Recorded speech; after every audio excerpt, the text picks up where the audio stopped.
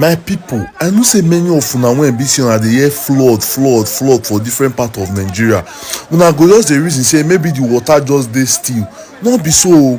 For some place the water dey flow like say na heavy river and e don divide and destroy so many roads. As I dey talk to you now, shebi you see say all these people hold rope. Na person dey try save like this one as me and you dey talk, and the person dey inside that water. Wetin the way this water dey move na wetin oyibo dey call current, and as you dey see am, the current heavy well. The person wey dey try save no be that person wey you dey see now o. The person still dey there, the person face never even show. I wan share this video because I wan make una understand the gravity of the situation wey dey go on, because many people no understand the gravity. They just dey hear flood, maybe they just see say maybe some house don cover, they assume say everybody don pack. Many people don go o. All those house wey be say cover, some people be dey trap inside when all these things happen and they no sabi swim o. People dey look for their family o. And if get video now wey be say I go even show you now wey be say wetin dey share for people wey be say no get house na one cup of rice. How you wan make people wey no get house, no get stove, all their gas, everything don lost for flood? How you wan make them cook one cup of rice? So this government wahala no be today e start o. According to wetin I dey hear, na Cameroon dam dey open, and this Cameroon dam matter government don discuss am since 1980 something. And guess who be our leader that time? E be like say na our current leader Buhari na still be leader that time when be say this flood matter dey discuss am, say if they no tackle am now, in the future e go affect Nigeria o.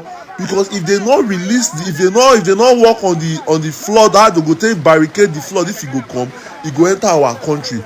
And na wetin everybody dey suffer now. Millions of people don lost their homes for different states across Nigeria as me and you dey talk now. And this particular video when you go see, so you go soon see the man when he come out, he dey shake because wetin he don experience, he mouth no fit talk am. You go soon see the man. Na the man be that, in the back of that tree. They don dey zoom am now.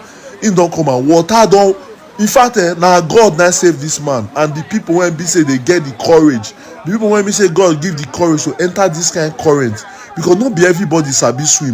And even though say you sabi swim, e get the way the current go high reach, you no go fit. Abeg make una continue to dey watch the video. The man go soon come out.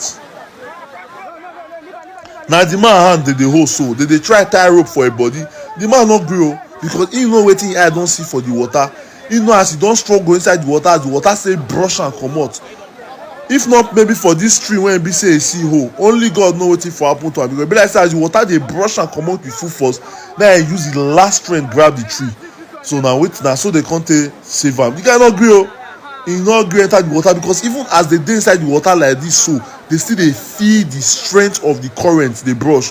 That man wey wear green shirt get courage. He enter inside, he stand gidigba, say this man, we must save am today. Since our government wey be say our government no get sense, we go do our best. You see the water, you see as the water dey carry them, you see as the water dey carry them comot, you see as the water dey carry them, and the water dey carry them o.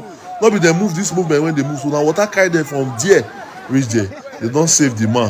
Oh, what a country, what a country we are in, what a country we are in. Na God dey help us o. So my people, I no go call the name of this place because I wan make you know say na Nigeria we dey. Na all of us dey feel am together.